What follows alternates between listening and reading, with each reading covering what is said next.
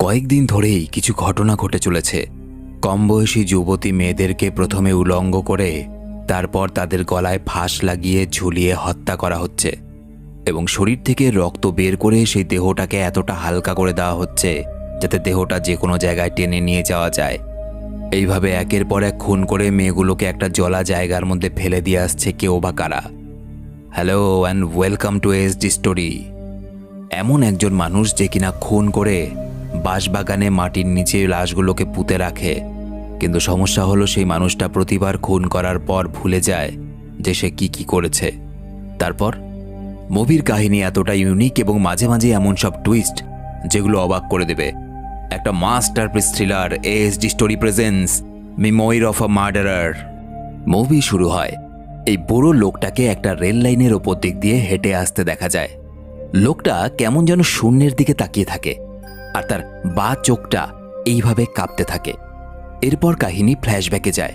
দেখা যায় ওই লোকটা একটা থানায় বসে আছে আর একজন পুলিশ অফিসার তার সঙ্গে কথা বলার চেষ্টা করলে লোকটা জানায় যে তার কিছু মনে নেই। এমন সময় সেখানে এই লোকটার মেয়ে আসে যার নাম অনহি।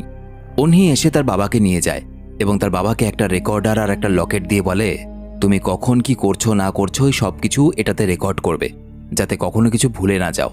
আর এই লকেটটার মধ্যে আমি আমাদের বাড়ির ঠিকানা দিয়ে রেখেছি যাতে কখনো বাড়ির ঠিকানা ভুলে গেলে তুমি এটা দেখে ফিরে আসতে পারো। হ্যাঁ, লোকটার সাথে পরিচয় করিয়ে দিই। লোকটার নাম হলো কিম বিয়ংসু। প্রায় 3 মাস আগে তার ডিমনেশিয়া নামে একটা রোগ ধরা পড়েছে। ডিমনেশিয়া এটা এমন একটা রোগ যেটাতে মানুষ সবকিছু ভুলতে শুরু করে আর একদম শেষে মানুষ সম্পূর্ণভাবে নিজের স্মৃতিশক্তি হারিয়ে ফেলে। এবং বাবার এই ডিমনেশিয়া রোগের জন্যই মেয়ে উনহি তাকে ওই রেকর্ডার এবং লকেটটা দিয়েছিল। তো যাই হোক, হঠাৎ করে একটা চমকে দেওয়ার মতো খবর শোনা যায়। খবরটা কি?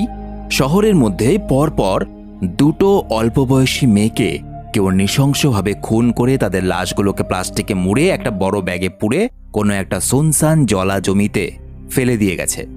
এবং অদ্ভুত ব্যাপার, এই খবরটা শোনা মাত্রই বিয়ংসু তাড়াতাড়ি ছুটে যায় নিজের জুতোটা দেখার জন্য যে জুতোতে কোনো কাদা লেগে আছে কিনা। কিন্তু কেন? শহরে যে 2টো মেয়ে নৃশংসভাবে খুন হয়েছে তার সঙ্গে বিয়ংসুর জুতোর কি সম্পর্ক? এই প্রশ্নের উত্তর দিতে দেখা যায় বিয়ংসুকেই। বিয়ংসু নিজের অতীতের স্মৃতি ধরে রাখার জন্য তার ডাক্তারের পরামর্শ মতো রোজ দিন কি হচ্ছে না হচ্ছে ল্যাপটপে লিখতে শুরু করে। বিয়ংসু ল্যাপটপে লিখছিল, এখনও কোনো খুনের ঘটনা শুনলে আমার শরীরে শিহরণ জাগে। মনে হয় আমি ওই খুনটার জন্য দায়ী নই তো, কারণ আমি আসলে একজন খুনি। তবে আমি জন্মের পর থেকে তো আর খুনি ছিলাম না। সালটা ছিল 1971। তখন আমি পড়াশোনা করি। আমার পরিবারে মা, বাবা, দিদি এবং আমি ছিলাম। অনেকদিন গায়েব থাকার পর একদিন আমার বাবা রাতের বেলায় বাড়ি ফেরে আর ঘরের দরজাটা খুলতে আমি দেখি যে আমার মা এবং বোন বাবার অত্যাচারে কুঁকড়ে গিয়ে ঘরের এক কোণে বসে আছে আর আমার পছন্দের সাদা জুতোটা রক্তে লাল সেটা আমার বাবা মাথায় দিয়ে ঘুমোচ্ছে। আমাকে দেখতে পেয়ে আমার বাবা আমাকে বেধড়ক মারতে থাকে এবং একসময় আমি আমার বাবার মুখের ওপরে একটা গমের বস্তা চেপে ধরি এবং কিছুক্ষণ ছটফট করার পর আমার বাবার দেহটা নিস্তেজ হয়ে যায়। আমি আমার বাবার লাশটা নিয়ে গিয়ে মাটিতে পুঁতে দেই এবং দিনের পর দিন কেটে যাওয়ার পরেও পুলিশ আমাকে ধরতে পারেনি, কারণ এই খুনের ব্যাপারে কেউ জানতেই পারে না। আর তখন থেকেই আমি ঠিক করি যে আমার আশেপাশে আমি যাকেই দেখব যে কেউ তার পরিবারের ওপর অত্যাচার করছে, আমি তাকে শেষ করে ফেলব। এবং সেটা করতে গিয়ে আমি আমার পাশের বাড়ির মাছ ব্যবসায়ীকে খুন করি, কারণ সে নিজের পশুগুলোর ওপর অকারণে অত্যাচার করত। এবং যাদেরকে আমি খুন করতাম তাদের সবার লাশ এনে বাঁশবাগানের নিচে পুঁতে দিতাম। আর আমি যে এতগুলো খুন করেছি তার জন্য বিন্দুমাত্র আফসোস নেই আমার, কারণ আমার মতে আমি সমাজের কিছু জঞ্জাল পরিষ্কার করেছি। কিন্তু 17 বছর আগে সে শেষবারের মতো একটা মহিলাকে খুন করেছিল। যদিও সেই মহিলাটা কে বা সে কি করেছিল এখন সেটা আর বিয়ংশুর মনে পড়ে না। আর এটা এই মুভির একটা অন্যতম বড় টুইস্ট। অনেক চেষ্টা করে শুধু এতটুকু মনে আছে যে ওই মহিলাকে খুন করে তার লাশটা বাঁশবাগানে পুঁতে গাড়ি চালিয়ে সে যখন ফিরছিল তার গাড়িটা এক জায়গায় ধাক্কা খেয়ে বেশ কয়েকবার উল্টে গিয়ে বিয়ংসু ছিটকে গাড়ির বাইরে আছাড় খেয়ে পড়ে এবং তার মাথায় গভীর চোট লাগে। হয়তো সেই চোটের ফলস্বরূপই এই বয়সে এসে সে ডিমনেশিয়া রোগে ভুগছে। এবং এসব কারণেই টিভিতে খুনের খবর শুনে বিয়ংসু ছুটে গিয়েছিল যে তার জুতোতে কাদা লেগে আছে কিনা, কারণ তার মনে হচ্ছে খুনটা হয়তো সেই করেছে, কিন্তু তার মনে নেই। এখনও সময় পেলে বিয়ংসু সেই বাঁশবাগানে যায়। অনেক স্মৃতি আছে তো বাঁশবাগানে, কারণ অনেকগুলো মানুষকে মেরে এই বাঁশবাগানের মাটিতেই তো পোতা আছে। ঘড়িতে এখন প্রায় 6:45 বাজে। রাস্তা দিয়ে গাড়ি চালিয়ে যাওয়ার সময় অন্যমনস্ক হওয়ার ফলে বিয়ংসুর গাড়িটা রাস্তার মাঝে দাঁড়িয়ে থাকা একটা গাড়িকে সজোরে ধাক্কা মারে। সংঘর্ষের ফলে দাঁড়িয়ে থাকা গাড়িটার ডিক্কিটা খুলে যায়। বিয়ংসু গাড়ি থেকে নেমে দেখে ডিগ্গির ভেতরে একটা বড় ব্যাগ রাখা, আর তার চারপাশে লেগে আছে তাজা রক্ত। এমনকি গাড়িটা রাস্তা যে জায়গায় দাঁড়িয়েছিল সেখানেও গাড়ির থেকে টপ টপ করে রক্ত পড়ছে। সুযোগ বুঝে বিয়ংসু নিজের রুমাল দিয়ে কিছুটা রক্ত মুছে সেই রুমালটা নিজের পকেটে রেখে দেয়। আর ঠিক তখনই গাড়ি থেকে এই লোকটা নেমে আসে। লোকটা বিয়ংসুকে জানায় এত ঘন কুয়াশার মধ্যে গাড়ি চালাতে গিয়ে তার গাড়ির সঙ্গে ধাক্কা লেগে একটা হরিণ মারা গেছে। সেই হরিণটাকেই নাকি লোকটা এইভাবে তুলে নিয়ে যাচ্ছে। বিয়ংসুর কেমন যেন খটকা লাগে। তার চোখ মুখ দেখে স্পষ্ট বোঝা যায় সেই লোকটাকে সন্দেহ করছে। বিয়ংসু যাতে ভুলে না যায় সেই জন্য ওই লোকটার গাড়ির নম্বর ওই রেকর্ডারে রেকর্ড করে রাখে। বিয়ংসু আরও বেশি করে নিশ্চিত হয় যখন সে দেখে ওই রক্তটা পরীক্ষা করে যে রক্তটা তার রুমালে লেগেছিল সেই রক্তটার ব্লাড গ্রুপ কোনো পশুর ব্লাড গ্রুপের সঙ্গে মেলে না। একমাত্র মানুষের শরীরে এই রক্তের ব্লাড গ্রুপ পাওয়া যায়। কিন্তু বিয়ংসু তখন সবথেকে বেশি অবাক হয়ে যায় যখন সেই লোকটার নামে সে পুলিশ স্টেশনে রিপোর্ট লেখাতে যায়। সে দেখে সে যার নামে পুলিশের রিপোর্ট লেখাতে এসেছে সেই লোকটাই নিজেই একজন পুলিশ কর্মী, যার নাম তেজু। সেই লোকটা অর্থাৎ তেজু তার সহকর্মীদেরও একই কথা বলে যে তার গাড়িতে সেদিন ডিক্কির মধ্যে একটা হরিণের মৃতদেহ ছিল। তেজু বিয়ংসুকে ফোন করে এবং ফোন করেও একই কথা বলে, আপনি আমাকে ভুল ভাবছেন, আমি সেদিন হরিণের মৃতদেহ নিয়েই যাচ্ছিলাম। কিন্তু বিয়ংসু কিছুতেই বুঝতে পারে না যে তার ধারণা এতটা মিথ্যে কি করে হতে পারে, কারণ রক্তটা তো মানুষের, ওটা তো কোনো পশুর নয়। কিন্তু প্রমাণ করবে কি করে? পুলিশ তো তাকে বিশ্বাস করছে না। তো যা করার নিজেকেই করতে হবে। সে আবারও সেই জায়গায় যায় যে জায়গায় তেজুর গাড়িটার সঙ্গে তার গাড়ির ধাক্কা লেগেছিল এবং ভাবতে থাকে সে যদি নিজেই খুনটা করত তাহলে লাশটাকে কোথায় নিয়ে ফেলতো। এবং সে ভেবে দেখে যে খুন করার পর সাধারণত খুনিরা লাশ নিয়ে খুব দূরে যাওয়ার রিস্ক নেয় না, এবং এই জন্য বিয়ংসু ভাবে যদি আগের খুন দুটোও তেজুই করে থাকে তাহলে লাশটাও নিশ্চয়ই এখানকাই কোথাও জলাধারের মধ্যে ফেলে দিয়েছে। এবং তার সন্দেহ সত্যি কিনা সেটা দেখার জন্য সে জলাশয়ে সেই শুনশান জায়গাটায় গিয়ে পৌঁছায় এবং চারদিকটা তন্ন তন্ন করে খুঁজতে থাকে। এবং একসময় সেখানে থাকা একটা জলাশয়ের ধারে বিয়ংসু সেদিন গাড়িতে যেই ব্যাগটা দেখেছিল সেই ব্যাগটা পড়ে থাকতে দেখতে পায়। আর সেই ব্যাগটা খুলতেই বেরিয়ে আসে একটা অল্প বয়সী মেয়ের লাশ। দৃশ্য পাল্টায়। দেখা যায় এই মেয়েটাকে কেউ একজন অপহরণ করে নিয়ে যায় এবং তারপর মেয়েটাকে উলঙ্গ করে হাত পা বেঁধে প্রথমে গলার মধ্যে ফাঁস দিয়ে খুন করা হয় এবং তারপর তার শরীরটাকে হালকা করার জন্য শরীরের কোনো একটা জায়গায় ক্ষত করে তার শরীর থেকে রক্ত বের করে দেওয়া হয়, কারণ শরীরের অনেকটা রক্ত বেরিয়ে গেলে সেই লাশটা অনেকটা হালকা হবে এবং টেনে নিয়ে যেতে সুবিধা হবে। এরপর লাশটাকে সে কিছুদিন বাথটাবের মধ্যে ফেলে রাখে জলের মধ্যে এবং সেই অবস্থায় সেই লাশটার বেশ কিছু ছবি তুলে রাখে। তবে খুনিটাকে সেটা কিন্তু স্পষ্ট করে বোঝা যায় না। দেখা যায় বিয়ংসু সেই লাশটার ব্যাপারে পুলিশকে জানায় এবং পুলিশ গিয়ে লাশটা উদ্ধার করে। জানা যায় এই মেয়েটাকে যেভাবে খুন করা হয়েছে আগের মেয়ে দুটোকেও একইভাবে খুন করা হয়েছে, অর্থাৎ উলঙ্গ করে ফাঁসি দিয়ে খুন করা হয়েছে। দেখা যায় ওই লোকটা অর্থাৎ তেজু তার হাবভাব যেন কেমন একটু অদ্ভুত ধরনের। দেখে মনে হয় হয়তো কোনো মানসিক রোগটোকে ভুগছে। কারোর সাথে বিশেষ কথা বলে না, একদৃষ্টে ফ্যাল ফ্যাল করে তাকিয়ে থাকে। এবং এই লাশটা পুলিশ উদ্ধার করার পর পরের দিন সে বিয়ংসুর পশু চিকিৎসালয়ের বাইরে পৌঁছে যায়। সেদিন বিয়ংসু তার পশু চিকিৎসালয়ের মধ্যে না থাকলেও তার মেয়ে উনহি সেদিক দিয়ে তখন যাচ্ছিল। বিয়ংসুর মেয়েকে যখন জু দেখে তার চোখে মুখের হাবভাব কেমন যেন পাল্টে যায়। বিয়ংসুর মেয়ের সঙ্গে তার আলাপ হয়। দৃশ্য পাল্টায়। দেখা যায় একদিন রাতে বিয়ংসু উনহির বাড়ি ফেরার জন্য অপেক্ষা করছিল। এমন সময় সে দেখে দূর থেকে একটা মহিলাকে তার বাড়ির দিকে হেঁটে আসতে। তাকে দেখে বিয়ংসুর চোখ মুখ কেমন যেন কাঁপতে থাকে। সে দৌড়ে গিয়ে সেই মহিলাটার গলা টিপে ধরে। আর এমন সময় সে উনহির গলা শুনতে পায়। উনহি চিৎকার করে বলছে, বাবা ছাড়ো, এটা আমি, আমার লাগছে। বিয়ংসুর হঠাৎ করে জ্ঞান ফিরে আসে। সে দেখে সে উনহিকেই অন্য কোনো মহিলা ভেবে গলা টিপে ধরেছিল। বিয়ংসু মনে মনে ভাবতে থাকে, আমার রোগটা অনেকটাই বেশি হয়ে গেছে, এই জন্য আমি ভুলভাল দেখছি। এত বছর ধরে এত খুন করেছি, অভ্যাসে পরিণত হয়ে গেছে। এবার বিয়ংসু মনে মনে ভাবতে থাকে সেদিন কুয়াশার মধ্যে ওই যে গাড়ির ধাক্কা এবং জলাভূমিতে গিয়ে মেয়েটার লাশ উদ্ধার সবকিছুই আমার ভ্রম না তো? এটাও তো হতে পারে বাস্তবে এগুলো কিছুই ঘটেনি, হয়তো আমার রোগের কারণে এসব আমার ভ্রম হচ্ছে। কারণ সে আজকাল প্রায় ব্যাপারগুলোই ভুলে যাচ্ছে এবং চোখের সামনে যা দেখছে বেশিরভাগই ভ্রম দেখছে। এরপর একদিন গাড়ি চালিয়ে ফেরার পথে উনহিকে সে জুয়ের সঙ্গে দেখে বিয়ংসু তাড়াতাড়ি গাড়ি থেকে নেমে এসে জুকে জিজ্ঞেস করে, তুমি উনহির সাথে কি করছো? জু জানায় তার মেয়ের প্রেমিক হলো উনহি। সেদিন দেখা হওয়ার পর থেকে তাদের মধ্যে আলাপ জমে উঠেছিল এবং তারপর সেটা একটা সম্পর্কের দিকে গড়িয়ে যায়। বিয়ংসুর মানসিক অবস্থা এতটাই খারাপ যে জুকে সে এতদিন ধরে খুনি সন্দেহ করছিল সেই বিষয়টা সে ভুলেই যায়। অন্যদিকে জুকে দেখা যায় সে উনহিকে বলে, জানো তো কিছুদিন আগে তোমার বাবার সাথে আমার ওই দিকটায় গাড়ির ধাক্কা লেগেছিল। বেশ তাড়াহুড়োর মধ্যে ছিল তোমার বাবা, কোথাও একটা যাচ্ছিলেন। আমার নামে উনি আমারই থানায় নালিশও করেন। এখন দেখলাম তোমার বাবা আমাকে চিনতেই পারলেন না। জুয়ের মুখ থেকে এই কথাগুলো শুনে উনহি জানায়, আমার বাবা মাঝে মাঝে ওদিকে একটা বাঁশবাগান আছে, সেই বাঁশবাগানে যায়। কেন যায় সেটা জানি না। এদিকে বিয়ংসুকে দেখা যায় সে জুকে আবার দেখার পর থেকে বুঝতে পারে জুকে সে আগে তো কোথাও একটা দেখেছে, কিন্তু সে মনে করতে পারছে না। এবং তাই সে তার রেকর্ডারটা বের করে এতদিন ধরে যা যা রেকর্ড করেছে শুনতে শুরু করে। এবং তার মনে পড়ে যায় জুকে সেদিন সে লাশ নিয়ে যেতে দেখেছিল এবং তার নামে সে পুলিশ স্টেশনে রিপোর্টও করেছিল।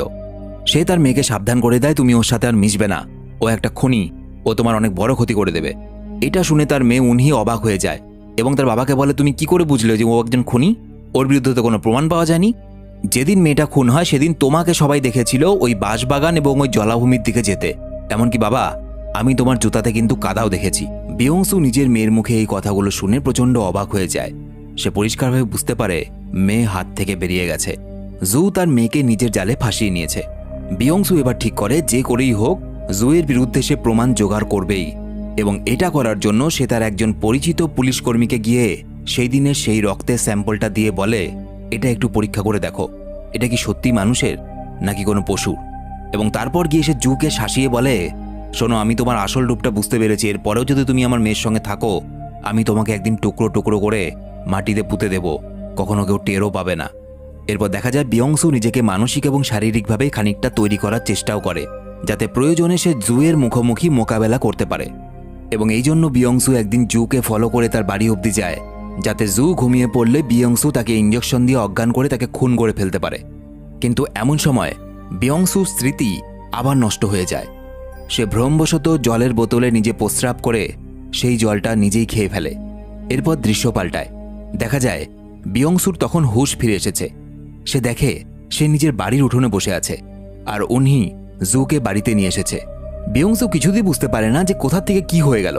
তার তো এতটুকু মনে আছে সে জুকে খুন করার জন্য তার বাড়িতে গিয়েছিল, কিন্তু সে নিজের বাড়িতে এলো কেমন করে? বিয়ংসুর মাথায় খারাপ হয়ে যায়। সে একটা বিষাক্ত ইঞ্জেকশন নিয়ে এসে জুকে পেছন থেকে চেপে ধরে। সে যেভাবেই হোক জুকে এখানেই হত্যা করবে এবং তার শরীরে ঢোকানোর চেষ্টা করলে জু তাকে আটকে দেয়। ঠিক এমন সময় উনহি এসে বিয়ংসুকে বাবা বলে জোরে চিৎকার করে ডেকে ওঠে। বিয়ংসুর হোশ ফিরে আসে এবং সে দেখে এতক্ষণ ধরে বিষাক্ত ইঞ্জেকশন দিয়ে জুকে খুন করার পুরো ঘটনাটাই সে কল্পনা করছিল, বাস্তব নয়। এবং পরে সে বুঝতে পারে যে ঘটনাটা তার মনে পড়ছে, অর্থাৎ সে যে জুয়ের বাড়িতে গিয়েছিল জুকে হত্যা করার জন্য, সেই ঘটনার কিন্তু 1 সপ্তাহ কেটে গেছে। অথচ তার মনে হচ্ছে কয়েক ঘন্টা আগেই হয়তো সে গিয়েছিল জুর বাড়িতে জুকে হত্যা করার জন্য। অর্থাৎ বিগত 1 সপ্তাহের সব স্মৃতি তার মন থেকে মুছে গেছে। ওই জুকে মারতে যাওয়ার ঘটনার পর থেকে কি হয়েছে না হয়েছে কিছুই মনে পড়ছে না। বিয়ংসু বুঝতে পারে তার মানসিক অবস্থা ক্রমশ অবনতি হচ্ছে, সেইভাবে বেশিদিন বাঁচবেও না। এদিকে দেখা যায় তার সেই পুলিশ বন্ধু এসে জানায় সে যে রক্তের স্যাম্পলটা তাকে টেস্ট করতে দিয়েছিল সেটা আসলে কোনো মানুষের নয়, পশুর। বিয়ংসু অবাক হয়ে যায়। সে কি করবে? সে নিজে যা দেখেছে সেটা বিশ্বাস করবে, নাকি রিপোর্টে যা বলছে সেটা বিশ্বাস করবে? অর্থাৎ তার সামনে এখন দুজন শত্রু, একটা জু এবং একটা সে নিজে। কারণ তার মাথায় কোনো কিছুই থাকছে না, সে কি করছে না করছে। বিয়ংসু প্রচণ্ড ভেঙে পড়ে। পরের দিন বিয়ংসু নিজের ঘরে ঢুকে দেখে কেউ একজন তার ল্যাপটপটা খুলে তার লেখাগুলো পড়ছে। বিয়ংসু এসেছে বুঝতে পেরে লোকটা যখন পেছন দিকে তাকায়, বিয়ংসু দেখে সেই লোকটা আর কেউ না, সেটা তার মৃত বাবা। চমকে গিয়ে বিয়ংসুর ঘুম ভেঙে যায়। সে এতক্ষণ স্বপ্ন দেখছিল, কিন্তু স্বপ্নে থাকাটাই ভালো ছিল, কারণ বাস্তবে আরো ভয়ঙ্কর কিছু তার জন্য অপেক্ষা করছিল। কারণ ঘুম ভাঙতেই সে দেখে তার হাত পা দড়ি দিয়ে পেছনের দেওয়ালের সাথে বাঁধা, আর সামনে বসে জু বিয়ংসুর ল্যাপটপে বিয়ংসু যা যা লিখে রেখেছিল সেই সব কিছু জোরে জোরে পড়ছিল। জু ব্যঙ্গর হাসি হেসে কেমন একটা অদ্ভুত ঠান্ডা স্বরে বলে, তো যাই হোক, আপনার জীবনের গল্পগুলো কিন্তু দারুণ। তো আপনার পুলিশ বন্ধু কি বলল? সেদিনের সেই রক্তটা যেটা আপনি রুমালে নিয়ে এসেছিলেন সেটা পশুরই তো? আর আপনার কি মনে হয় এতগুলো মেয়েকে মারার পর আমি আপনার মেয়ের সঙ্গে কেন প্রেমের নাটক করতে গেলাম? কারণ আপনার মেয়েকে আমি ব্যবহার করতে চেয়েছিলাম যাতে আপনার বাড়িতে আসতে পারি আর কোনোভাবে ওই রক্তের স্যাম্পল আলা রুমালটা পাল্টে দিতে পারি। আর আপনিই বা কেমন ধরনের মানুষ? বেকার ঝামেলা করছেন। আপনিও তো আমার মতোই একজন খুনি, তাই নয় কি? দেখুন, আমি আপনার মেয়েকে ছেড়ে দেব, কিন্তু আপনি যদি এটা স্বীকার করে নেন যে ওই 3টে খুন আপনি করেছেন, তাহলে আপনার মেয়েকে ছেড়ে দিতে পারি। জুর কথাগুলো শুনে বিয়ংসু যতটা অবাক হয় তার থেকেও বেশি রেগে যায়। সে কিছুতেই রাজি হয় না। তখন জু একটা ওষুধের ব্যাগ থেকে একটা ইঞ্জেকশন নিয়ে বিয়ংসুকে অজ্ঞান করে দেয়। পরের দিন সকাল, বিয়ংসুর জ্ঞান ফেরে। আগের দিন রাতের কথা ভাগ্যবশত তার মনে আছে। সে বুঝতে পারে তার মেয়ের বিপদ। তাই বিয়ংসুর একটা দিদি ছিল, যে দিদি সবসময় ধর্মকর্ম নিয়ে থাকত। সে দিদির সঙ্গে মাঝে মাঝেই বিয়ংসু দেখা করতে যেত। তার কাছে নিজের মেয়ে উনহিকে সে থাকতে পাঠিয়ে দেয় এবং বিয়ংসু ভাবে জুকে এভাবে কোনোভাবেই ছেড়ে দেওয়া যাবে না, তাকে যেভাবেই হোক খুন করতেই হবে। সে জুয়ের বাড়ির সামনে এসে পৌঁছায় এবং জুকে আবারও একটা বড় ব্যাগ নিয়ে সেই বাড়িটা থেকে বেরিয়ে যেতে দেখে। বিয়ংসু সেই বাড়িটা ঢুকে একটা ভিডিও রেকর্ডার পায়, যেখানে জো বিয়ংসুর পরিচিত এক মহিলাকে খুন করার ভিডিও রেকর্ডিং করেছিল। বিয়ংসু সেই ভিডিও রেকর্ডারটা তার পুলিশ বন্ধুকে দিয়ে বলে, এটাতে জুয়ের ভিডিও রেকর্ডিং আছে, ওই যে পুরো বাড়িটা, সেই বাড়িটায় সে খুনগুলো করে একের পর এক। আমি সেখান থেকে এটা উদ্ধার করেছি। আর সেদিন যে রক্তের স্যাম্পলটা তোমাকে আমি পরীক্ষা করতে দিয়েছিলাম, সেটা পশুর রক্তের স্যাম্পলের সঙ্গে ওই জুই পাল্টে দিয়েছিল। ওই হলো সেই সিরিয়াল কিলার যে কিনা ওই মেয়েগুলোকে ওইভাবে হত্যা করছে। জুকে পুলিশ ডেকে আনে, কিন্তু জু ছিল মারাত্মক চালাক। সে পাল্টা জবাবে বলে, ওই ভিডিও রেকর্ডারটার মধ্যে শুধুমাত্র বিয়ংসুর হাতের ছাপ পাওয়া গেছে। ওই ভিডিওর মধ্যে কি এমন কাউকে দেখা যাচ্ছে যেটা দেখে সন্দেহ হয় যে ওটা আমি? এছাড়াও যে মহিলাটা খুন হয়েছে সে কিন্তু আমার কোনো পরিচিত নয়, বিয়ংসুর পরিচিত এক মহিলা।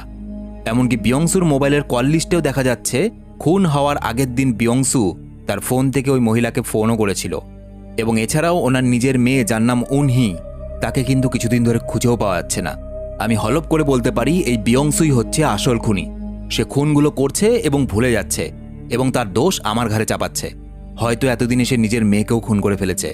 বিয়ংসু তাদেরকে বলে যে আমি কিছুই করিনি।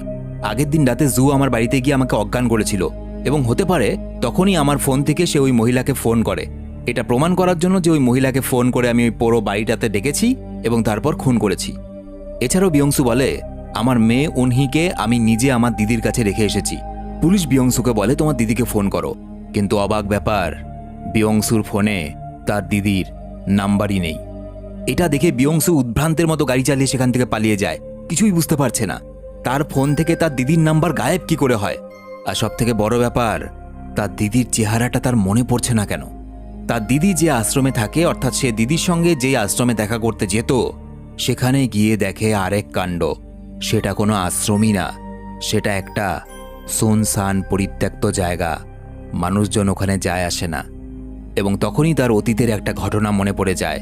বিয়ংসু তাদের বাবাকে খুন করার কিছুদিন পর তার দিদিও আত্মহত্যা করেছিল। অর্থাৎ এতদিন ধরে সে তার দিদিকে শুধুমাত্র কল্পনা করেছে, তার দিদির কোনো বাস্তব অস্তিত্বই নেই। এছাড়াও তার মনে পড়ে যায় 17 বছর আগে যে মহিলাকে সে শেষবারের মতো খুন করেছিল, সেটা আর কেউ নয়, বিয়ংসুর নিজের স্ত্রী। তার স্ত্রী তাকে ঠকিয়ে অন্য পুরুষের সঙ্গে অবৈধ সম্পর্কে জড়িয়েছিল। এমনকি উনহি তার নিজের মেয়েও না, উনহি সেই অবৈধ সম্পর্কের ফল। আর এটা জানতে পারার পর বিয়ংসু তার স্ত্রীকে খুন করে এবং এটাই ছিল তার শেষ খুন।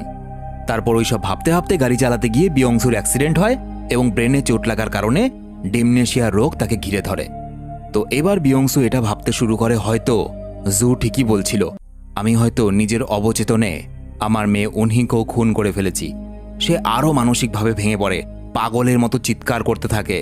বাড়ি ফিরে উনহির দেওয়া রেকর্ডারটা অন করে বিয়ংসু আত্মহত্যার কথা ভাবে, কারণ তার মতে তার মতো মানুষ সমাজের জঞ্জাল, তাই তার বেঁচে থাকাটা আশেপাশে মানুষের জন্য বিপজ্জনক হতে পারে। কিন্তু এমন সময়, যেদিন রাতে জু তার বাড়িতে এসেছিল, সেদিন কোনোভাবে বিয়ংসুর রেকর্ডারটায় হাত লেগে জুয়ের সব কথাবার্তা রেকর্ড হয়ে গেছিল। এবং এবার বিয়ংসু বুঝতে পারে যে না, এই 3টে মেয়ে যে পরপর খুন হয়েছে, সেই খুনগুলো সে করেনি, এমনকি নিজের মেয়েকেও সে খুন করেনি। অন্যদিকে পুলিশের কাছে বিয়ংসুকে পাকাপাকিভাবে দোষী সাব্যস্ত করার জন্য জু বিয়ংসুর যে পরিচিত মহিলাকে খুন করেছিল সেই লাশটা নিয়ে গিয়ে বিয়ংসুর সেই বাঁশবাগানের মাটির নিচে পুঁতে দেয়, যাতে একটা লাশের তদন্ত করতে এলে পুলিশ অতীতে বিয়ংসু যে খুনগুলো করে করে বাঁশবাগানে পুঁতে রাখত সেই সব কঙ্কালগুলো যাতে উঠে আসে এবং পুলিশ তখন বিয়ংসুকেই খুনি ধরে নেয় যে বর্তমানে যে খুনগুলো হচ্ছে সেগুলোও বিয়ংসুই করছে, এরকম যাতে পুলিশের ধারণা চলে আসে। পুলিশ এবার একদম নিশ্চিত হয়ে যায় যে বিয়ংসুই আসল খুনি, কিন্তু তাকে তার বাড়িতে অ্যারেস্ট করতে গেলে বিয়ংসু পুলিশদের মেরে সেখান থেকে পালায়। কারণ এবার বিয়ংসুর সব থেকে ভয়ঙ্কর জিনিসটা মনে পড়ে যায়, যেটা সে ভুলে গেছিল সেদিন নিজের দিদি ভেবে উনহিকে যার গাড়িতে তুলে দিয়ে এসেছিল সেটা তো তার দিদি ছিলই না, সেটা ছিল জুয়ের গাড়িতেই সে তুলে দিয়ে এসেছিল। এবং এতদিন ধরে সেই ভ্রমের মধ্যে ছিল যে সেদিন তার মেয়েকে সে নিজের দিদির গাড়িতেই তুলে দিয়ে এসেছিল।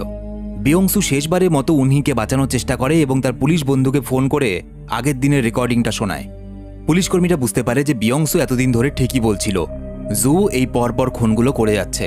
তাই বিয়ংসুকে সাহায্য করার জন্য সে জুয়ের পিছু নেয় এবং দেখে জঙ্গলের ভেতরে একটা বাড়িতে গিয়ে জু ঢুকেছে। পুলিশটা জানালা দিয়ে দেখে সত্যি ঘরের ভেতরে আছে উনহি। এমন সময় তার কাছে বিয়ংসুর ফোন আসে আর তার সাথে কথা বলতে গিয়ে জু টের পেয়ে যায় যে এখানে কেউ তো আছে, আর পেছন থেকে এসে সেই পুলিশ অফিসারকে মেরে ফেলে জু। উনহি এটা দেখে ফেললে সে জুকে ভয় পেয়ে তার হাত থেকে পালানোর চেষ্টা করে, কিন্তু জু তাকে ধরে ফেলে। তাকে আবারও সেই বাড়িতে নিয়ে এসে হাত পা মুখ বেঁধে মারধর করে এবং মাটিতে ফেলে রাখে। তবে তার প্রাণ নেওয়ার আগে জু নিজের মাথায় লাগানো খুলির এই অংশটা একবার খুলে আবার লাগিয়ে নেয় আর বলে, আমার বাবা না আমার উপরে প্রচণ্ড অত্যাচার করত, তাই একদিন রেগে গিয়ে বাবাকে খুন করে ফেলবো বলে একটা ছুরি নিয়ে এসে তাকে মারতে গিয়েছিলাম। এমন সময় আমার মা একটা লোহার ইস্ত্রি দিয়ে আমার মাথার মধ্যে সজোরে মারে, আর তাতেই আমার এই অবস্থা হয়ে যায়। আর তখন থেকে আমি মহিলাদের ঘেন্না করি। আমি তো আমার মাকে বাঁচাতেই গিয়েছিলাম, তাহলে আমার মা এরকম কেন করলো আমার সাথে? এসব বলে পেছন ফিরতেই সে উনহিকে আর দেখতে পায় না। উনহি বাইরে গাড়িতে লুকিয়ে আছে ভেবে সেখানে খুঁজতে গেলে সে সময় বিয়ংসু চলে আসে আর সজোরে জুয়ের গাড়িটাতে ধাক্কা মারে। গাড়ি থেকে বেরিয়ে এসে বাড়িতে ঢুকে চারদিকে উনহিকে খুঁজতে শুরু করে। একসময় দেখে উনহি একটা পর্দার আড়ালে পড়ে আছে, তবে তাকে দেখতে পাওয়া মাত্র বিয়ংসুর আবার স্মৃতিভ্রষ্ট হয়। সে হঠাৎ করে ভাবতে লাগে যে আমি এই জঙ্গলের মধ্যে বাড়িটাতে কি করছি, তার কোনো কিছুই মনে পড়ে না। ঠিক এই সময় জু সেখানে চলে আসে এবং বিয়ংসুকে মেরে ফেলার চেষ্টা করে। ঠিক তখনই উনহি কোনো মতে মুখের বাঁধন খুলে বাবা বলে চিৎকার করতে থাকে এবং উনহি ডাক শুনে বিয়ংসুর স্মৃতি আবার ফিরে আসে। শুরু হয় দুজনের মধ্যে হাতাহাতি। স্বাভাবিকভাবেই দুজনের বয়সের বিস্তর ফারাক, তাই বিয়ংসুকে মেরে প্রায় আধমরাই করে ফেলে জু। কিন্তু একজন বাবা যখন নিজের সন্তানকে বাঁচানোর জন্য লড়াই করে তখন ওপরওয়ালাও তাকে শক্তি দেয়। শেষ পর্যন্ত অনেক কষ্টে বিয়ংসু জুকে গলা টিপে শেষ করে ফেলে। তবে উনহি এতদিন ধরে জুয়ের মুখে নিজের বাবার খুন করার সবগুলো ঘটনা শুনে ফেলেছে এবং সে বিয়ংসুকে ভয় পেতে শুরু করে। বিয়ংসু বলে, ভয় পেও না, আমি একজন খুনি ছিলাম ঠিকই এবং আমি তোমার মাকে খুন করেছিলাম, কিন্তু চিন্তা করো না, এই খুনির রক্ত তোমার শরীরে নেই, তুমি আমার নিজের সন্তান নও। আমার স্ত্রী মানে তোমার মা একজনের সঙ্গে অবৈধ সম্পর্কে জড়িয়েছিল, তুমি তারই সন্তান। এরপর সেখানে পুলিশ আসে এবং বিয়ংসুকে অ্যারেস্ট করে, কিন্তু তার মানসিক রোগ এবং বয়সের কারণে তার কোনো শাস্তি না হলেও তার জায়গা হয় মানসিক হাসপাতালে। দেখা যায় বিয়ংসুর মানসিক অবস্থার আরও অবনতি ঘটেছে। উনহিকে দেখা যায় সে তার বাবাকে ক্ষমা করে দেয়, কারণ সে বুঝতে পারে তার বাবা কোন পরিস্থিতিতে খুনগুলো করেছিল। দিন যায় এবং একদিন বিয়ংসুর মাথা থেকে উনহির কথা সম্পূর্ণভাবে মুছে যায়। উনহির কোনো অস্তিত্বই নেই বিয়ংসুর মাথায়, সে আর মনে করতে পারে না উনহিকে। এবং মুভি শেষে দেখা যায় সব কিছু ভুলে গেলেও বিয়ংসুর শুধুমাত্র এটা মনে আছে যে সে একজন খুনি এবং সে অনেকগুলো খুন করেছিল। ওই বাঁশবাগানের মাটির নিচে অনেকগুলো লাশ এখনও পোতা আছে। এই ভাবনা তাকে প্রতিদিন কুড়ে কুড়ে খেতে শুরু করে এবং সে ঠিক করে আত্মহত্যা করবে। এবং শুধু তাই না, সে যখন আত্মহত্যা করতে রেল লাইনে যায় হঠাৎ করেই তার জুয়ের কথা মনে পড়ে এবং সে আত্মহত্যা না করে একটা রেল লাইনের ওপরে গিয়ে দাঁড়ায়। মুভির শুরুতে যে দৃশ্যটা দেখা গিয়েছিল সেই দৃশ্যটা আবার দেখা যায় এবং দেখা যায় তার উল্টো দিকে দাঁড়িয়ে আছে জু, যে বিয়ংসুর উদ্দেশ্যে বলে ওঠে, নিজের স্মৃতিকে ভরসা করো না, আমি এখনো জীবিত। আর এখানেই মুভির এন্ডিংটা দুই ভাগে ভাগ হয়ে যায়। সেদিন কি জু সত্যিকারই মারা গেছিল, নাকি সেদিন জুকে মারতে যাওয়ার পর থেকে হাসপাতালে ভর্তি থাকাই সব কিছুই বিয়ংসুর একটা ভ্রম? এতক্ষণ সে যা দেখছিল, যা করছিল, সবকিছুই তার ভ্রম ছিল। তোমাদের কি মনে হয়? কমেন্টে অবশ্যই লিখে জানাবে। এই মুভি যেভাবে শেষ হয় তাতে জুকে অপরাধী মনে হলেও এই মুভির এন্ডিংয়ের আরেকটা মত বা থিওরি অনুযায়ী সব খুনগুলো বিয়ংসু করেছে। কারণ যেহেতু বিয়ংসুর ডিমেনশিয়া রোগ শেষ পর্যায়ে ছিল তাই সে সব খুনগুলো করছিল, কিন্তু সেই ভাবছিল খুনগুলো জু করছে, কারণ মহিলাদের প্রতি তার একটা আক্রোশ ছিল। কিন্তু এই থিওরিটা আমার কাছে একদম লজিকবিহীন লাগে। তার কারণও বলে দিচ্ছি। কারণ নারীদের প্রতি আক্রোশ বিয়ংশুর একদমই ছিল না। উল্টে দুজন নারী অর্থাৎ তার মা এবং দিদিকে তাদের বাবার অত্যাচার থেকে সে রক্ষা করেছিল এবং নিজেও রক্ষা পেয়েছিল, এবং যার জন্য সে তার বাবাকে খুনও করেছিল। আর মুভিতে দেখাও যায়, সে যখন নিজের আত্মকথা বলছিল যে কিভাবে সে খুনি হলো, তখন তার বলা একটা লাইন ছিল এরকম: বাবাকে মারার পরও যখন পুলিশ আমায় ধরতে আসেনি, তখন ঠিক করলাম সমাজের কিছু জঞ্জাল অর্থাৎ খারাপ মানুষদের মারব। একবারও কিন্তু বলেনি যে মেয়েদের মারব, কারণ মেয়েদেরকে খুন করার তার কোনো কারণই ছিল না। সে তো তার মা দিদিকে ভালোবাসত। কিন্তু ওদিকে যদি দেখা যায়, জুকে মেরেছিল তার মা, গরম ইস্ত্রি দিয়ে মাথার মধ্যে মেরেছিল, যার জন্য এখনও তার মাথার খুলির একটা অংশ এরকম অবস্থায় আছে। এবং এই ঘটনার পর থেকে জুয়ের মনে আক্রোশ আর ঘেন্না জন্মে যায় মেয়েদের প্রতি, এবং এই জন্য সে শুধুমাত্র মেয়েদেরকেই খুন করত। সুতরাং লজিক অনুযায়ী বর্তমানে যে মেয়েগুলো খুন হয়েছে সেগুলোর খুনি জু। আরেকটা জিনিস লক্ষ্য করে দেখা যায়, বিয়ংসু আর জু কিন্তু একটা কয়েনের এপিটোপিট, কারণ দুজনেই ছোটবেলায় তার বাবার অত্যাচারের শিকার হয়, এবং যেটার প্রভাব তাদের দুজনেরই ব্রেনের মধ্যে গিয়ে পড়ে, যার ফলে তারা স্বাভাবিকভাবে বেঁচে থাকার ক্ষমতা হারায় এবং তৈরি হয়ে ওঠে সমাজের চোখে দুই সাইকো কিলার। তো এই ছিল আজকের ভিডিওটা ভালো লেগে থাকলে শুধুমাত্র একটা লাইক করে দিও আর শেয়ার করে দাও তোমার বন্ধুদের সাথে। আর আমার সাথে সরাসরি কথা বলতে হলে চলে এসো আমার ফেসবুক, ইনস্টাগ্রামের লিঙ্ক ভিডিওর নিচে ডেসক্রিপশনে দেওয়া আছে। দেখা হচ্ছে পরের ভিডিওতে, বাই। আর হ্যাঁ, এই মুভিটা দেখার পর থেকে আমারও মাথায় কেমন যেন স্মৃতিগুলো নষ্ট হয়ে যাচ্ছে। আচ্ছা, এই চ্যানেলে আমি কি করছি? আমার চ্যানেলের নাম তো এক্সপ্লেন টিভি বাংলা।